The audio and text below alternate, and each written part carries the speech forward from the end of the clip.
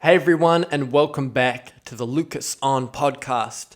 Today is probably going to be our most controversial episode yet, and that's because I am joined by nzDan. nzDan is, he's New Zealand's number one porn producer, adult film entertainer.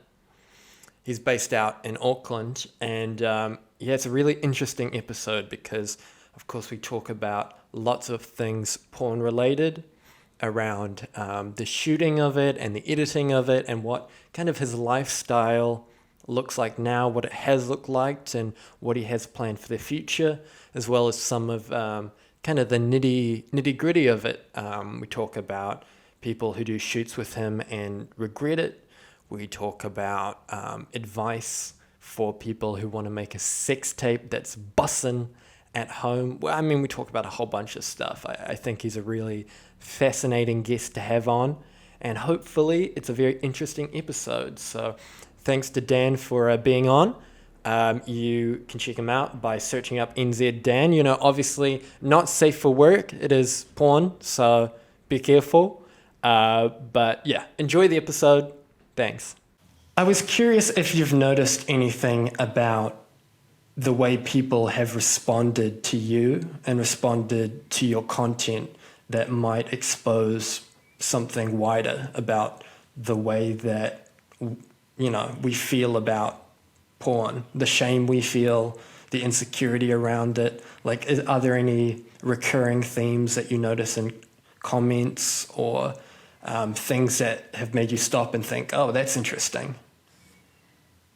Um, People are always going to have an opinion on porn, but to be honest, like there isn't like not every porn channel is exactly the same. Some porn channels are like blatantly like out there to some porn channels are really just out there to degrade women or their subjects, Right. just like straight up, you know what I mean? Like there's no other way of putting it.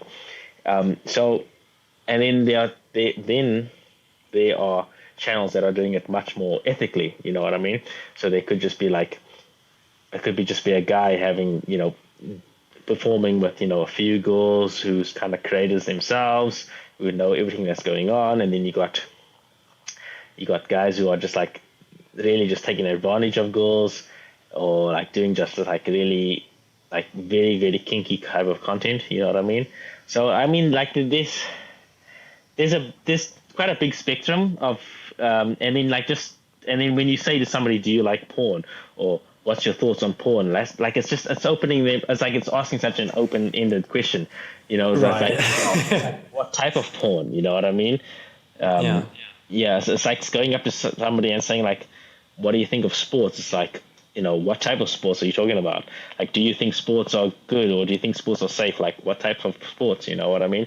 So it's such a broad question to just speak about like porn in general, and just kind of cross every channel out there under that same, yeah. Does that kind Yeah. of like, um, put the question into a bit more context? No, yeah, that absolutely makes sense. Yeah. I guess there's so many people as well with so many different interests and tastes, and not only creators, but so many different viewers that have come to get different needs fulfilled. It's kind of hard to, yeah, put them all in one box like that. Yeah. Yeah, like that's what I'm like with my channel and my content in particular. I've really just been trying to make it more like as I go on. I'm just trying to make it to push it in more of a professional direction. You know what I mean? And Right. especially content that I'm going to be uploading, like pretty much from this week going forward, is going to be like much better edited, much better, higher quality. It's just going to be much more professional.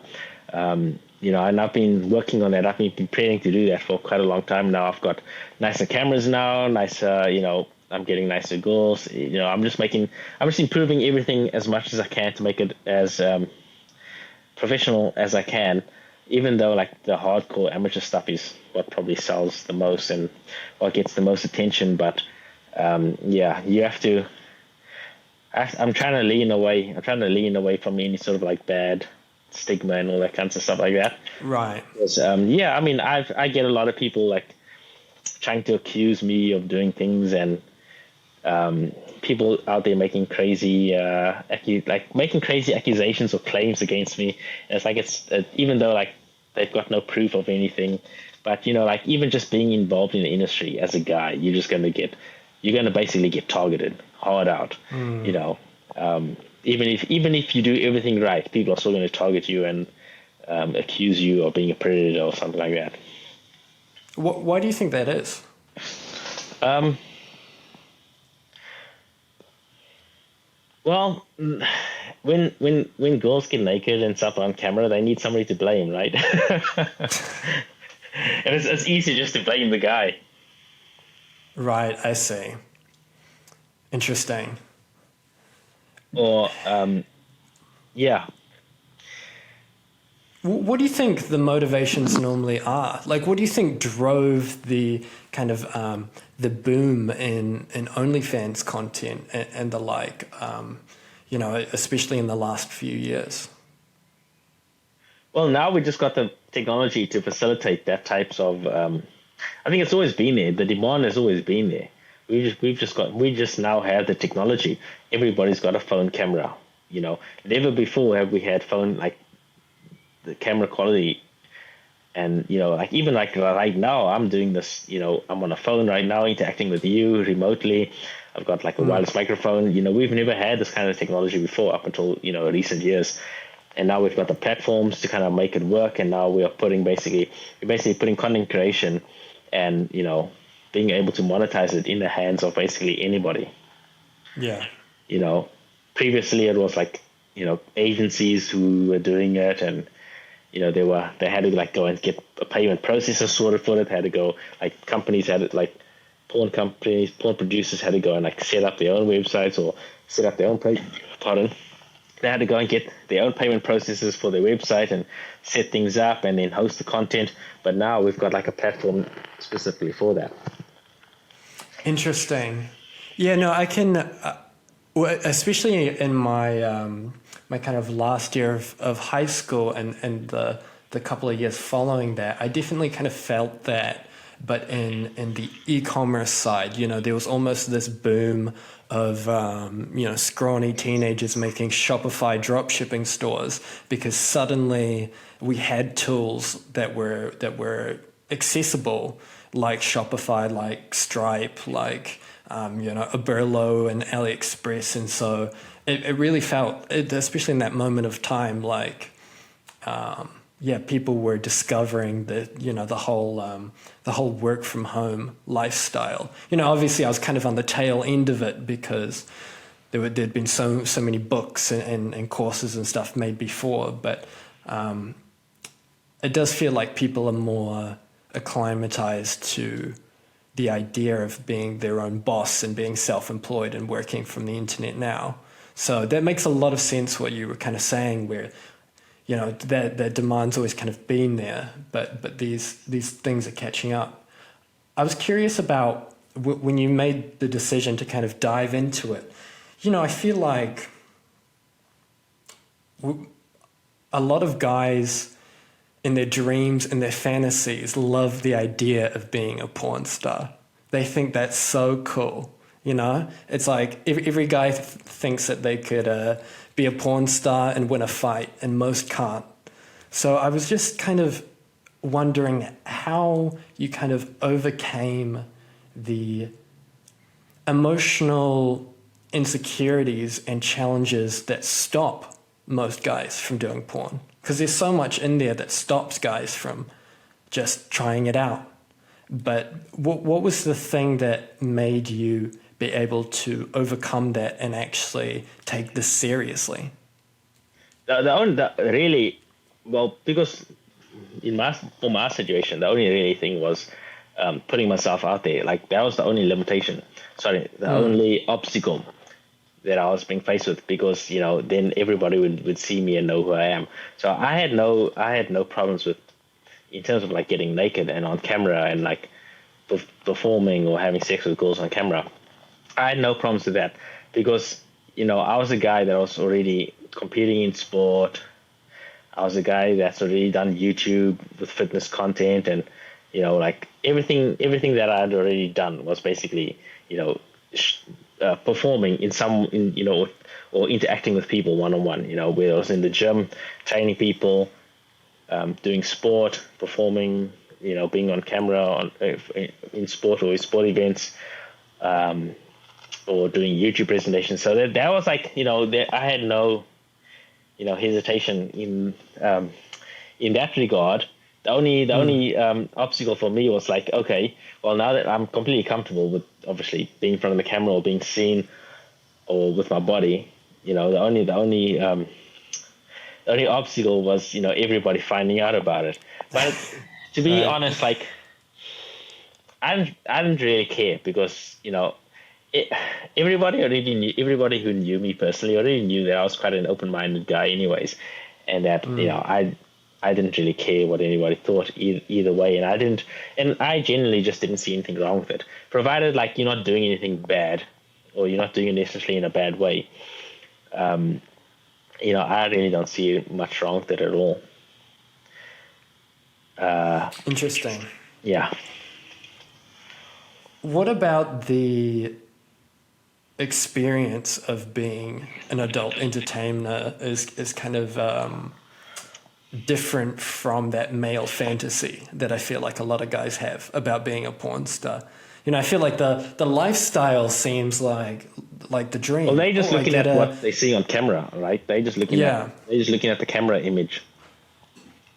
But, yeah. So how does it differ once you actually kind of jumped into it?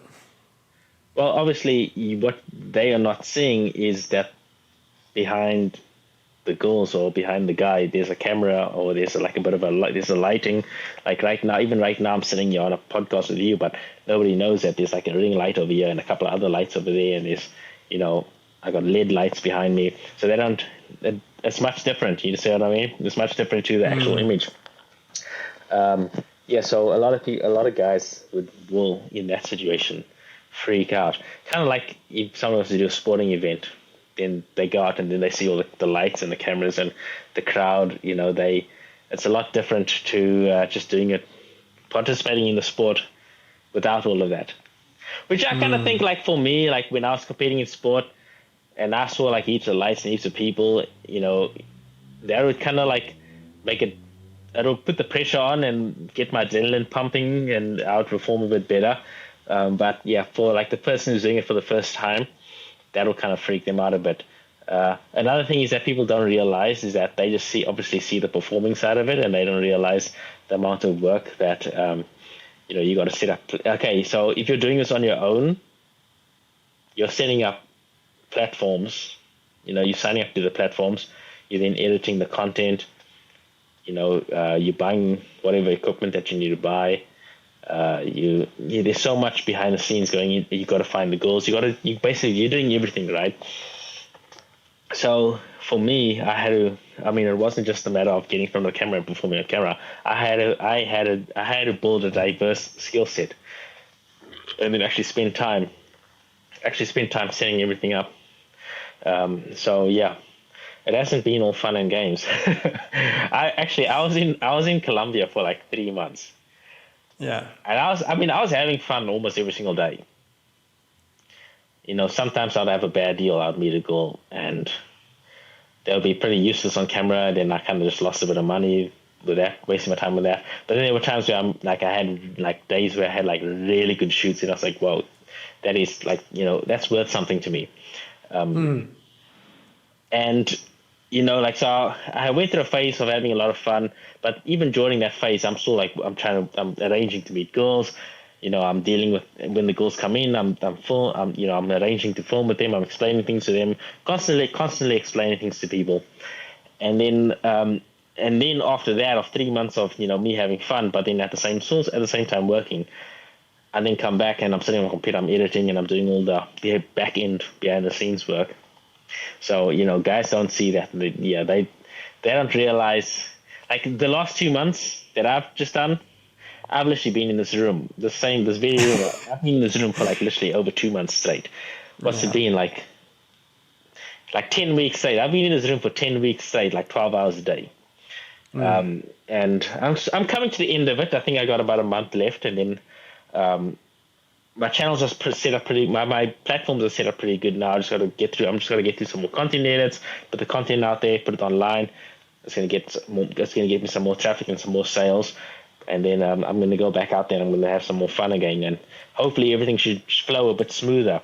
But yeah, I was just highlighting that I've gone through phases of going out having fun, but then gone through phases of literally just sitting in my room by myself, playing a bit of games. I must admit, playing a bit of games, wasting time playing a bit of games, but a lot of time just me just sitting on my computer. Thinking. Even while I'm playing games, I'm thinking about what I'm going to do next. I'm stopping and I'm looking. Oh, how's my channels responding? So it's been a long process for me. It definitely hasn't been easy, and it's been a lot of consistency. I've been doing this for over 4 years now, so it's been like a straight over 4 years, specifically over 4 years with this business.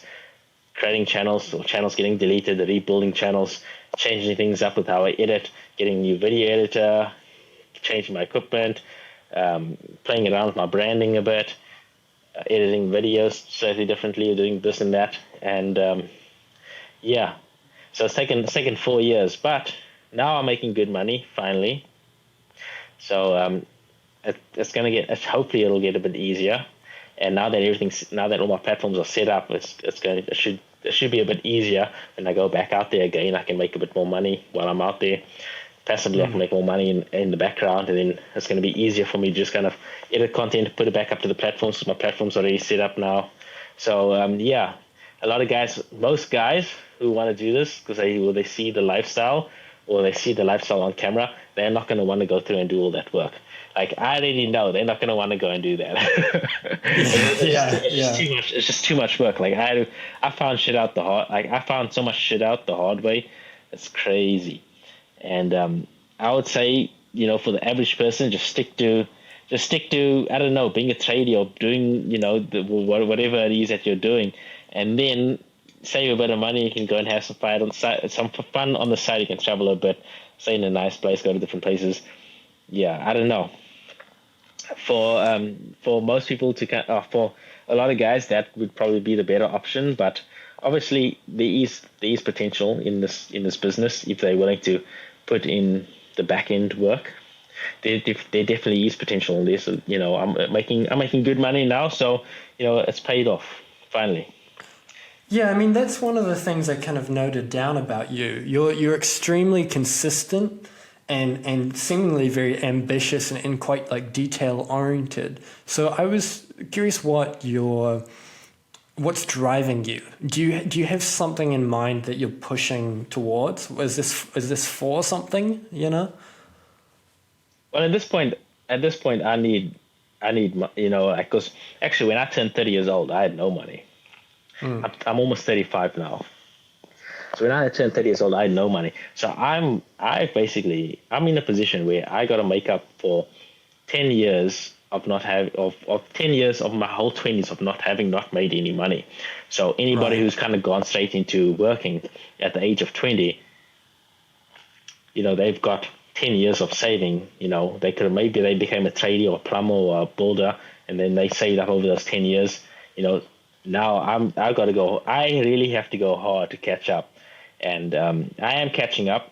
It's going quite well now, but that's obviously my biggest motivation is catching up for all of my 20s that I spent studying and doing sport and just kind of like me fiddling around, trying different things out, and then just ideas that kind of didn't pop off. So, but at the same time, those years, I learned a lot throughout those years, and now I just got to like really just go for the home run. But other than me kind of catching up on life, I wanna be comfortable. I'm actually not like a materialistic person. I'm the type of dude, like I just said, I can sit in a room for 3 months straight, not talk to anybody and just work on my computer or play some games and work on my computer. So I'm not a materialistic person at all. But I want to have so much financial freedom. I like the idea of just being able to wave it around and just being able to show it off to the girls and being like, you can't have this, you can't have this. I'm going to be that guy. I'm going to be the biggest. One day you're gonna see me in a Lamborghini, and I'm just gonna be that guy, and I'm just gonna be like showing it off. I'm gonna be the biggest dickhead. That's part of my motivation. I just want to kind of like, you know how hot girls walk around and they're like, "Oh, you can't have this. You can't." I'm gonna be that guy that's gonna be like in the Lamborghini. You can't have this. You can't have this. So it's a bit of a childish incentive, but yeah. Even grown men think of that kind of shit. Yeah, I think it would be an embarrassing amount of men who are driven by that kind of thing. You're right. They just don't want to admit it. Yeah, no, exactly. Nobody wants to admit anything. You know, I'm just so out. I'm just so open about it. I'm just like, you know, say up. I just want to piss off some gold diggers. But yeah. How are you dealing with? I don't know. I guess just the loneliness that comes along with working hard. You know, they always say it's lonely at the top, and as someone who's self-employed, I definitely relate to that feeling. How are you able to withstand these amounts of time where you're really putting your nose to the grindstone? Well, I'm not quite at the top just yet, but you know, obviously that's where I'm focused on hitting. I mean, like, okay, if your business is working and you're seeing the numbers come in, like every day I'm seeing, okay, I'm averaging like 650 US dollars, and I'm keeping it consistent, and I'm like, okay, you know, that in itself is motivation enough for me.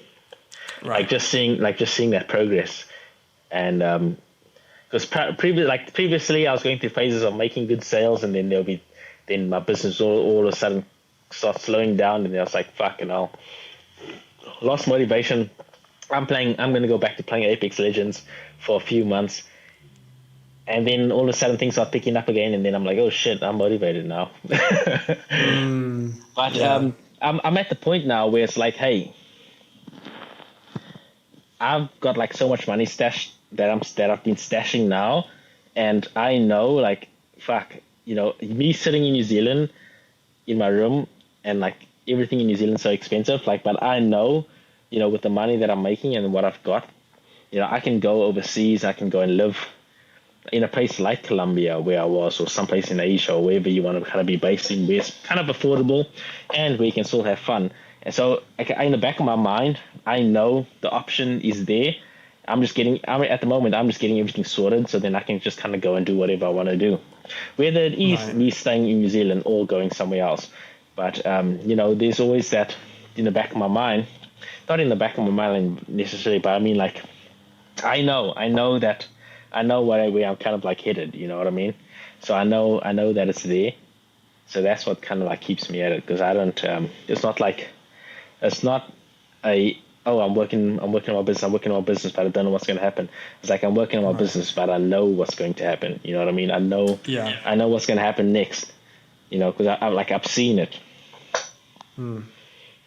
Has there been any benefit, I suppose, to being in New Zealand? As you said, it's quite an expensive country, and I also feel like we're quite conservative towards sex work and porn, even though we tend to be quite a politically progressive country, which is interesting. But have you experienced any benefits from being New Zealand? You know, I think it's fair to say that you're probably the top, you know, New Zealand's number one, like, porn producer. I feel like that's not a crazy claim. So you're kind of, you know, a big fish in a small pond. Do you worry that you'll lose some of that benefit by moving overseas? Well, that's what I'm never going to leave New Zealand completely. I'm always going to be coming back to New Zealand. But at the moment, I'm working on building a niche overseas. Okay. I'm always going to be tapping into New Zealand content a bit, and I'm always going to retain my name. If you can get girls in New Zealand to do content, and you know, there's enough thirsty, lonely guys in New Zealand who want to follow New Zealand girls. Like, it's pretty ridiculous in New Zealand. That's just how, like, sexually frustrated and just how, lonely guys are in New Zealand, like that they're willing to spend such a high number of dollars on content. So there is potential in New Zealand, and there's definitely money to be made here in New Zealand if if a guy was to go for it, whether it was myself or somebody else. But to be honest, I kind of just had more fun while I was overseas. It's not always about the money. I don't really want to be in a position where I'm constantly chasing girls around and forcing like kind of like having like such having few options and then just like trying to persuade girls all the time to do content. Like it's just so annoying and so tedious. I don't want to have to like do that at all. You know what I mean? So when I was overseas, I was able to just like get girls so much more easier without having to lie to them about doing something, or like just without having to kind of like use any sort of trickery or whatever, or like so just without having to beat around the bush. I can just kind of focus on my production quality. You know what I mean? I can just kind of like get higher quality girls and then just produce higher quality content. Even if that content doesn't sell, like if you can get New Zealand content, okay, people are like, there's a lot of guys who are just waiting for New Zealand content and they want to buy it. But at the end of the day, you're still producing shit content. I would rather personally, I would rather produce higher quality content and then get a bit less sales than having to kind of be in New Zealand and produce like really shit content with some big, I won't say any particular racist, but I don't want to get cancelled over here, but yeah, it was some big girl that's not overly attractive or whatever like that, who just kind of did content because she was comfortable with it. So I'd rather be overseas where I've got access to just more options of actually hot girls. I mean, there's hot girls everywhere. There's hot girls in New Zealand. There's hot girls overseas. I'm not saying there isn't hot girls in New Zealand. There definitely is hot girls in New Zealand. But just overseas, I just found that more girls. Because there's obviously a bigger population and more people, and the dollar is a bit strong, goes a bit further overseas. It's just easier for me to kind of just focus easier for me to get in models, but then focus on my actual production. You see what I mean? Yeah. So I can just make my content look more professional.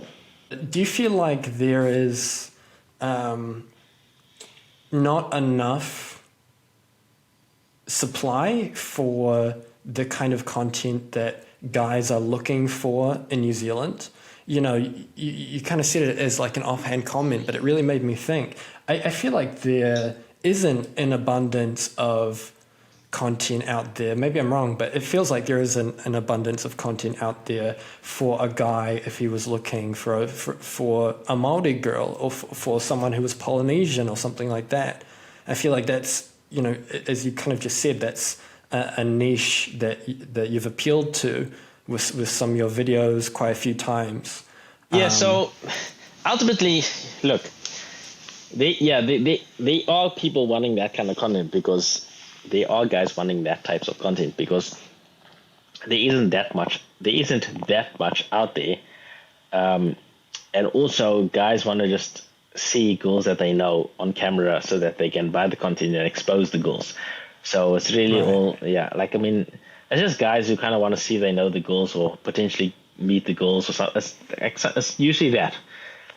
Yeah. That's what it usually is. Guys just want to buy videos of girls who are in the country so that they think in their mind that they can potentially meet the girls, or they may know the girls, or something like that. Something stupid like that. So Interesting. That's all it comes down to in terms of New Zealand content. Sure, if a girl is like Polynesian, it does tend to sell a bit better, because there's just so many Polynesian guys out there wanting to finally see a Polynesian girl in porn. Even though even though generally they're not all that attractive, but there's just the demand there. You know what I mean?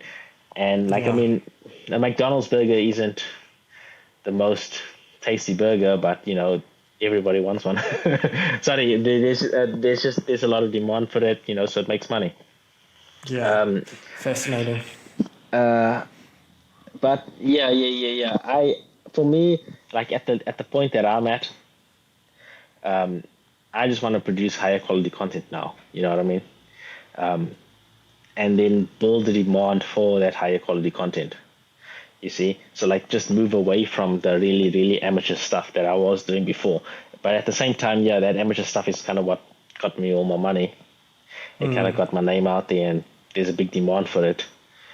But if I'm going to continue doing this long term, and that's the way that I'm seeing this long term, I want to kind of like do it in a way that I'm more comfortable with it. You know, see what I mean? Like I don't want to be doing what I was always doing. You know, just getting some random girl that I met online into my van, and then have to quickly do a shoot with my little phone or my little camera.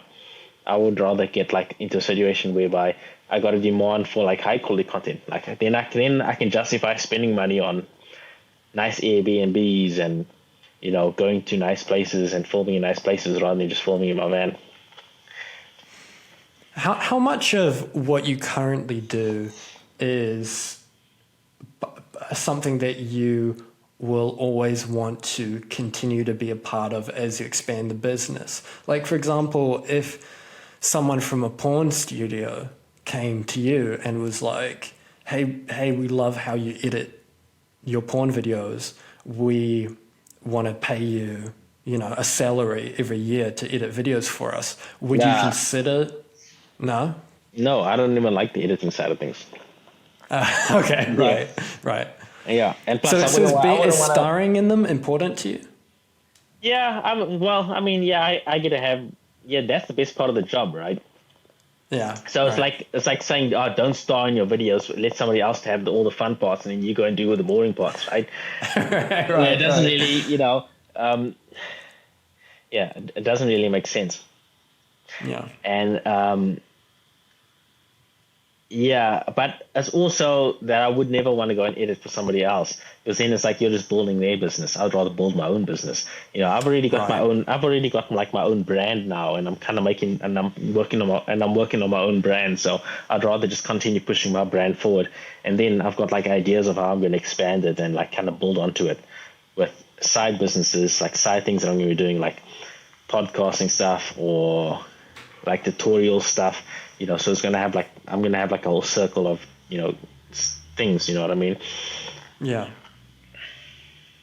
Yeah. Could you see yourself doing kind of what like Lana Rhodes or someone like that has done, where they started in porn and they've kind of expanded to become a media empire outside of that? You know what I mean? I don't know what Lana Rhodes did. What did she do? Well, she was a porn star, but now she's like a celebrity for things other than porn, podcasts and NFTs and stuff like that.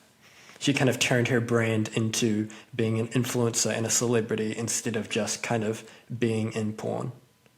Yeah, I mean, hey, look, I started this at the age of 30. I was doing other shit. I was doing non-porn shit long before I got into porn. Right. So it's not like it's going to be anything new to me. Porn is new to me. You know what I mean? I was in fitness and I was doing sport and teaching on YouTube, and had a decent following on YouTube of over 20,000, and many years ago, long before I even got into porn. So the whole porn thing is a new thing to me. That's just what everybody knows me through. You understand? So me going off and starting up other things on the side, like that's not even far fetched to me. That's just something I can do. I can do that tomorrow. You know what I mean? Are you quite like a creative person? Creative person in like which way? Like, I mean, I can create things and turn it into a business if that's what you mean. I was just thinking about when you're talking about your history, like the idea of you making videos or making content, or coming up with ideas for products and services, or are you more kind of analytically minded? So I can kind of like brainstorm on how an idea can I can brainstorm on how I can kind of turn something into a business, for example. So I can kind of like look, okay, how can I can create sort of like these tutorials, then I can maybe drive traffic to this website, and I can kind of connect things like this way or that way, and then I can kind of like look at it and can this work from a business perspective?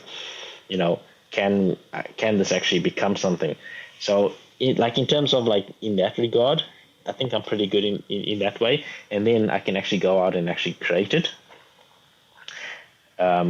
So yeah, I mean, the only I mean, I used to do, because I was doing this before going to porn. I was doing it like I was creating like a boxing program, and I started up a boxing program, and then I had like two teams that was like fighting they were competing in an event against each other, and they were starting to pop off. But then I kind of like started like I was making money, but then I wasn't really making, like I wasn't really pulling in real profits, and I was just I was at a point where I just needed to really just get money really quickly. So then I came into this, but I could easily, go back and kind of create a business for, whether it's my boxing teaching programs that I was running before. I could kind of create a tutorials business, or I could kind of like create a podcast business. I would just kind of look at it and kind of look for the ways in which I could monetize it, and then just go and create it out in that way, in favor of that way. So like in terms of like being a creative, I'm kind of creative in that regard, if that answers your question. Yeah, no, it definitely does. There was something that you were mentioning quite earlier that kind of wanted to link back to this idea of, as you quite rightly put, when you're playing like a sport at home or just with your team versus the feeling of playing it in front of lights and cameras, and how the reality of like playing it is actually kind of different. But that kind of gave you like an adrenaline boost. Sometimes it would help to do it in front of lights and cameras. I was curious if you have that same experience in porn. Do you feel like you're more excited and the sex is better because there's cameras and lights there, or do you feel the reverse? Yeah. Yeah, no, I do feel a little bit in the reverse, because it's like a completely different emotional response, right? Okay, like sport is like very action packed, adrenaline, under pressure. It's like fight or flight, you get that fight or flight response. But, if you're in actual sexual intercourse, it's, much different. You don't really want that fight or flight response. You kind of want to be more chilled Yeah. out. In saying that, in saying that, sometimes I do, like I'm having a drink, I'm drinking with the girls.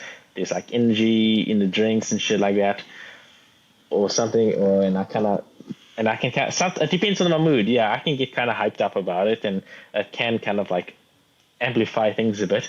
But generally not. Generally, I prefer the lighting and the camera stuff to kind of be a little bit more tamed down a bit. And that kind Right. of that kind of influence, and then you also got to think of the girls as well, and how it's going to affect them.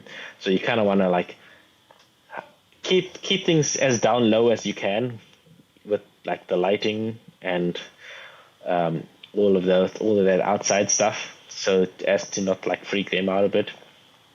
Yeah. But that's also what I found. That's kind of why I started going overseas, because I just found that it was easier to get girls that were just more comfortable with that kind of stuff. You see what I mean? Like I was starting to meet girls who were doing like their own sort of stuff on the side. Like they were, they worked as webcam models. Okay, so they would be on live streams, and they would be familiar with they may not necessarily be porn girls themselves.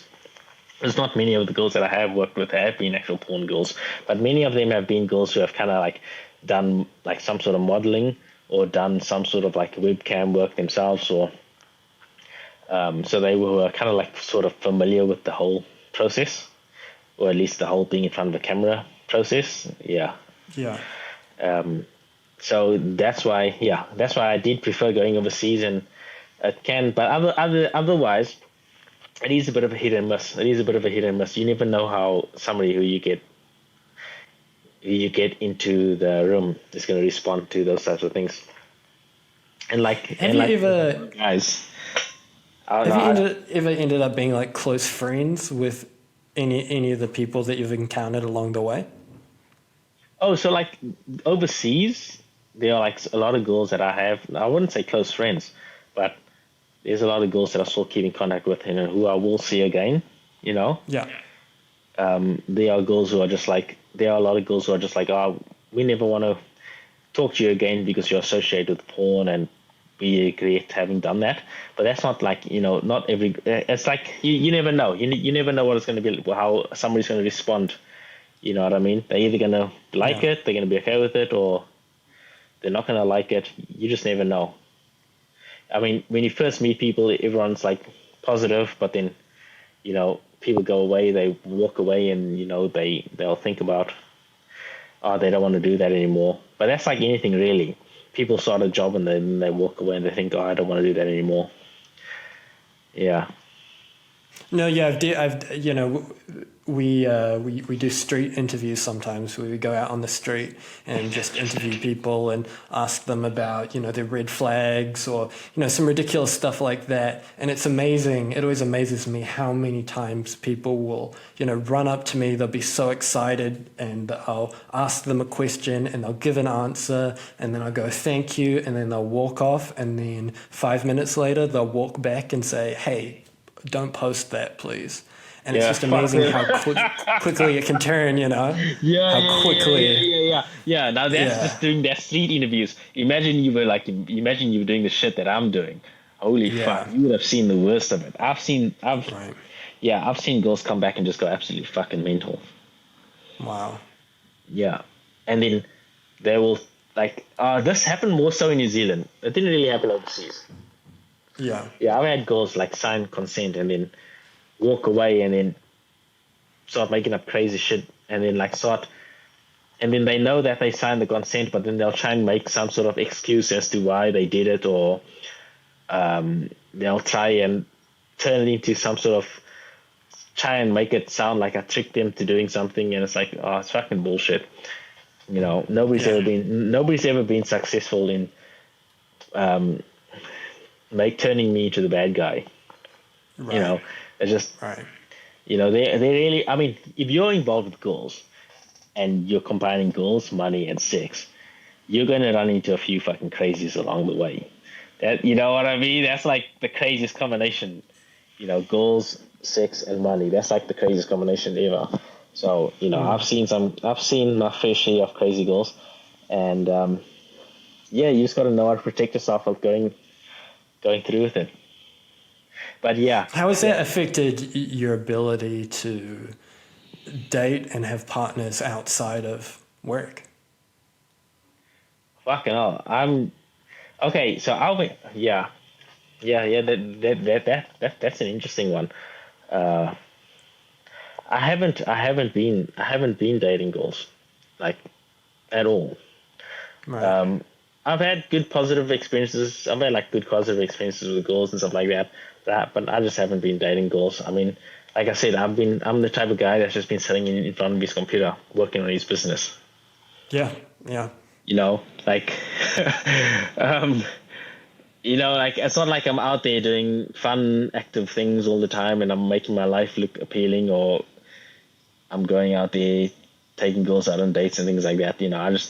I'm more focused on just getting my job done so I can get my money, because I know once I kind of get my life sorted, and just as a guy in general, once a guy, like especially when you're 30 plus, when you're under the age of 30, you can kind of like get by without being this guy who's like successful and has his life together. It's easier to kind of create connections with girls and stuff like that because you're young. But when you're a guy that's over 30, everything becomes like 10 times more difficult, literally. Like and then you get it, and then you just start to think to yourself, fucking hell, just focus on, you know, just focus on getting your life really, really sorted so that you just have the freedom to kind of like, of course, you want to be in a position where you've got like your own house, you've got a nice car, you're just really stable, and then once you're in that position, then it's just going to be easier to kind of like meet girls along the way or start potential relationships that could lead somewhere, rather than just being this guy who's 30 plus and then like you don't have your own place yet, you don't really have that freedom, because that's kind of the expectations that everybody has on grown men. When you're like 30 to 35 in particular, 40, you got to have your life together. So for me, like in terms of just like normal dating, I haven't even been thinking about it. I've just been thinking about getting my life sorted. You know what I mean? Yeah. Yeah. No, absolutely. I kind of wanted to maybe pivot a little bit here. This might be a little bit of like a weird question. So if you don't have an answer for it, that's absolutely fine. But as someone who's been doing this for 4 years now, as you're saying, is there any advice that you could give to guys who are, sitting at home with their girlfriend and it gets a little hot and heavy and they want to make a real bussin' sex tape? You know what I mean? Or just like a really nice clip of them having sex so they can take it away with them when they go on vacation and have something to look at. What would be your advice if from all your years of filming yourself having sex, essentially, what would be the best advice you could give to someone who was trying to make something homemade? So they trying to make something homemade, but what's the goal? Do you think the goal of it is I'm important? asking you what the well, of course, like how can I give somebody advice if I don't know what their goal is? That's fair. Okay. Well, I guess the hypothetical that I'm thinking of is maybe you want to film yourself having sex because you think it'll be really hot and you're going away for a month soon. Yeah, so but you want is the something purpose to watch. share it? Is the purpose to share the content and sell it? No, it's not for selling. Oh, not for selling. Oh, okay. Not for selling. Just for fun. Are you asking on behalf of a friend? No. I mean, I'll take them. I'll lock the tips in. I'm definitely going to use them, but I have no specific situations coming up. Okay. Asking for a friend. All right. Okay. Asking for a friend. Yeah. Ooh, got me blushing, huh? Fucking hell. Invest in these things. That'll improve your videos a lot. One of these little lights. Get a camera. Get a good phone. Invest in one of these little lights and get maybe some. How's this go on? Yeah. Get a couple of these and some LED strips, some good quality LED strips, so you can kind of get a good quality image. So is lighting really important for? Yeah, even though my lighting in this room right now is a bit shit, you can't really see my face. Because to be honest, this light on the top is very bright and I didn't want to keep that on, so I've just got all these little lights around me. And I didn't want to set up my studio lights. I got a whole case over here. I got a whole studio light set up, but I didn't want to unpack all that shit. Yeah. But like every time people send me a video of themselves, like being like, "Oh, I filmed this with my girlfriend. Do you think we could make content or check out me having fun with my girl?" And it's like always a really dark, shitty video. People just don't. Right. People need to invest in like the most basic equipment. Like one of these, not very expensive. A ring light isn't very expensive. Some LED strips, a tripod for your camera. Yeah, just the basics. You know what I mean? Yeah, interesting. So I'm sure you've got this already. Yeah, I'll keep that in mind then. I got my ring light. Write that shit down. Are you worried that all this effort going into your work is going to strip out any of the joy when you start just having sex for fun again, and it's not part of your job? I'm already doing it for fun. Right. Yeah, Okay. Yeah. It's going to become more fun now because I've kind of got my platforms and everything set up. Yeah. So it's going to become a lot more fun. I've done like this whole first few years has been really shit. I was kind of like stabbing in the dark. I didn't really know how things were going to turn out. You know what I mean? And my platforms were going up and down. And now that I kind of got things I'm stable. I'm starting to really stabilize everything. I think I'm going to have a lot more fun now. Because now I've got the money coming in.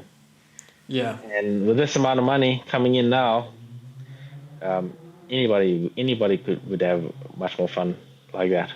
I Yeah, mean, you just feel like you're going to be able to restore a little bit of balance look, to your life. to be honest, like people don't realize this, but they'll say things like, "Oh, are you worried about how that might affect your life, or this or that?" But the truth is like this business has opened up so much options for me. Like I will have more options now because of the money and because of like the business is covering the expense of me getting Airbnbs and covering expenses of me going to new places. I will, as a result, meet more people than I otherwise would have had I not had that extra money and this extra resources. Do you understand what I'm saying? So it's like Yeah. it takes you to a whole new location, and now you're meeting all these new people that you otherwise would never have met had I not been involved in the business. You see? So it's like if you're like if you're staying with a normal job, or even if you are moving around and you got a job that allows you to move around a bit, but you may be not living life at the same level that I'm living because I'm just got this business that's able for me to kind of like run advertisements and get Airbnbs and just like start to just like and like get girls coming in and pay for all the drinks and just kind of like what I mean, like it just facilitates. So it really and yeah, some relationships might fall through and many relationships might fall through because some girls will think, oh, this is just a crazy lifestyle that you're leading, but that's okay because you'll just like continue. Like it's like you're just getting as many leads as humanly possible. The business allows you to get just so much leads that you're not necessarily going to be too worried about it because you'll just get more leads later down the track.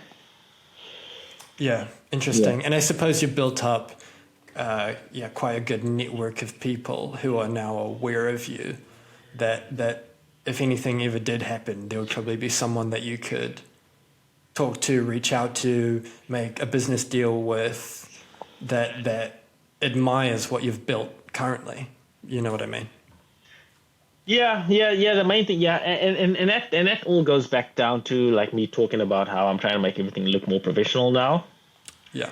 Like I want to be able to show my body of work, and I don't want my body of work to be a bunch of videos of me getting a bunch of really average ladies into a van and just making some really on the spot amateur videos. I want to be I want my body of work to be like me as a guy getting nice places, doing really high quality videos, nice cameras, and just making everything more professional, being more presentable.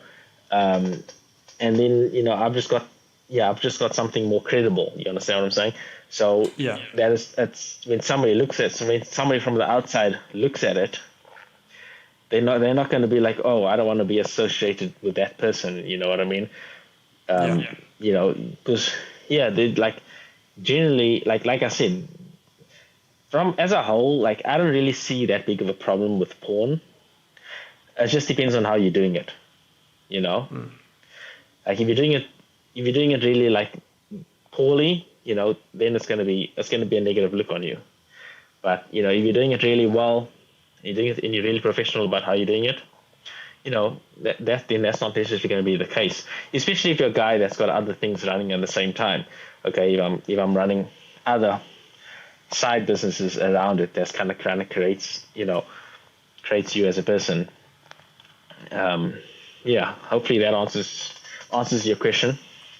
Yeah, it does. Yeah, and it makes a lot of sense. I guess, it'll be exciting to see kind of how you're able to level your content up and level up your lifestyle as that changes as well.